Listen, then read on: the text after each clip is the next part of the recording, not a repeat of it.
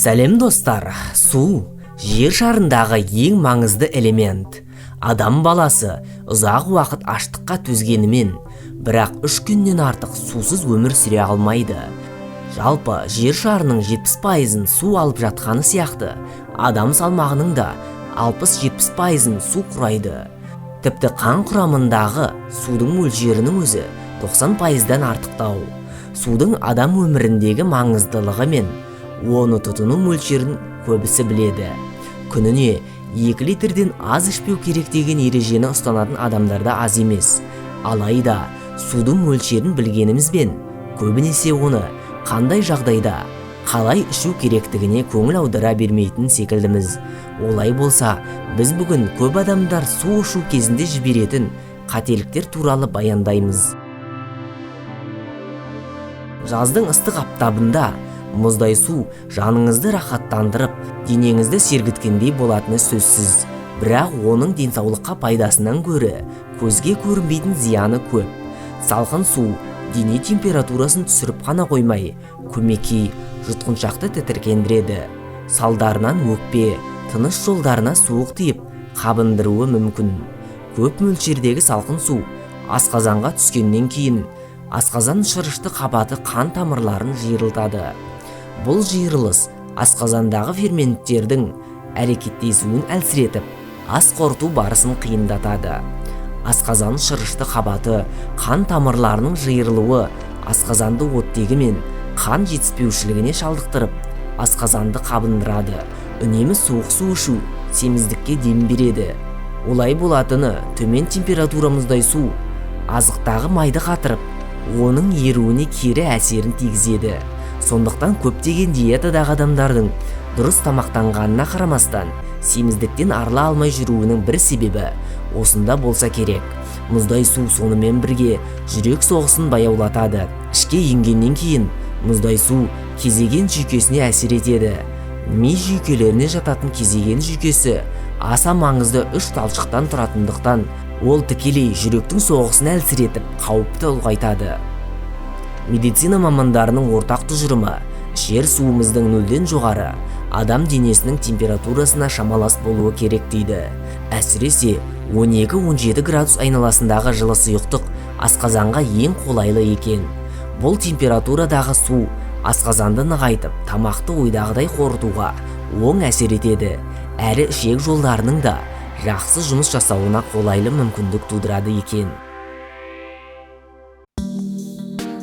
Мамандар тамақтан кейін бірден су не шай ішу денсаулыққа пайдалы емес деген пікірді қуаттайды. Егер сіз астан кейін іле-шала сұйықтық ішетіндердің қатарынан болсаңыз, онда оның неге дұрыс еместігін ары қарай видеодан қараңыз. Тамақтанғаннан кейін сіздің асқазаныңызда үлкен өзгерістер басталады. Адам денесінде ас қорыту үрдісі басталған сәттен асқазан сөлі көптеп бөлініп, келген тамақтарды ыдыратып, өңдеп, тиісті сұрыптау жұмыстарын жүргізеді. Ең маңыздысы, ол қорытылған тамақтар арасынан денеге керекті дәрумендер мен қоректерді алып, тиісті ағзаларға таратады. Сонымен бірге қажетсіз артықтарын ішек жолдары арқылы сыртқа шығарады. Егер сіз дәл осы үрдіс жүріп жатқан сәтте молынан су ішсеңіз, су асқазан сөлін шайып кетеді, немесе оның рөлін бәсеңдетеді. Осыдан кейін сіздің тамағыңыз толық қорытылып болмаса да, ашығу сезімі пайда болып, тамаққа деген аңсар артады. Ал тамақтану мен су ішудің арасында қандай баланс болу керек деген сұраққа диетолог мамандар мен асқазан аурулары дәрігерінің кеңесі келесідей. Олардың пікірінше, ас үстінде сұйықтықты қанып ішкеннен көрі, аз мөлшерде тамақты жібіту үшін ішкен орынды. Ал тамақтан кейін ең дұрысы ішпей тұра тұру, 1-2 сағаттан кейін ішу. Асқазаны ауыратындар үшін тамақтан кейін лезде көп мөлшерде су ішу запыранның көтерілуін арттырады. Сол себепті асқазанда ұдайы запыран көтерілетін адамдарға ең абзалы астан соң 2-3 сағаттан кейін ғана барып су ішкен лайықты. Қорыта айтқанда, тамақтан кейін жедел түрде көп су ішу запыранды тудырып қана қоймай, тамақтың дұрыс қорытылуына кедергісін келтіреді. Ал ұзақ уақыт астың оңды қорытылмауы ағзаға қажетті дәрумендердің ағып кетуіне апарып соғады. Ал тамақтан бұрын суды қашан ішкен абзал деген сұраққа келетін болсақ, барлық мамандар бір ауыздан тамақтанар алдында 30-40 минут бұрын су ішу керек деп кеңес береді. Көпшілігімізде тұрып су ішетін әдеттің бар екені анық. Фитнес, спорт залдарында жүріп не жүгіріп бара жатып, автобус аялдамасында тұрып су ішу қалыптағыдан қарапайым көрініс.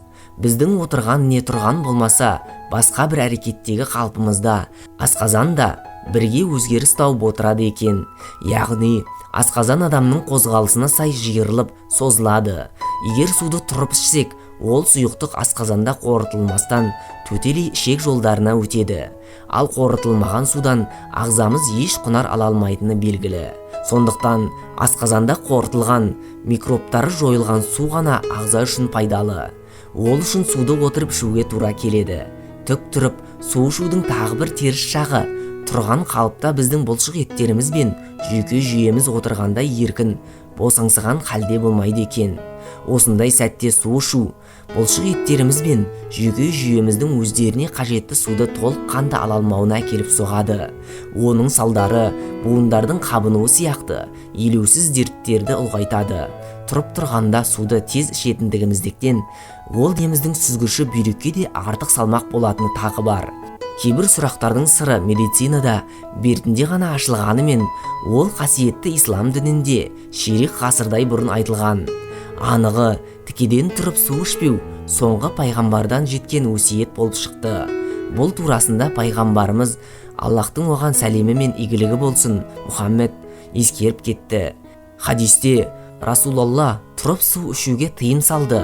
Мен пайғамбарымыздан, ал тұрып тамақ жеуші деп сұрадым. Ол бұған да қатаң тыйым салды. Тұрып тамақ ішу, су ішуден де жаман деп жауап берді деп айтылады. Көптеген адамдар ұйықтар алдында су ішпеу керектігін айтады. Ең басты себеп түнде ұйқының бұзылуы болса, онда ол қате. Себебі жатар алдында су ішудің тигізер пайдасы түнде оянудан әлде қайда көбірек. Су ұйқы кезінде жүрек пен мидың қызметін жақсартады. Бір түнгі ұйқы кезінде біз 450 мл су жоғалтады екенбіз. Егер кешкі астан бастап таңға дейін су ішпейтін болсақ, қан құрамындағы су азайып, қанның ұюын жеделдетеді. Қарттарда аяқ асты туындайтын жүрек талмалары да осы түнгі және таңғы уақытта ең көп болатыны белгілі болып отыр. Анықталғандай, миокард инфарктісі таң ата бере немесе оянғаннан кейін 2 сағат аралығында жиі болады екен.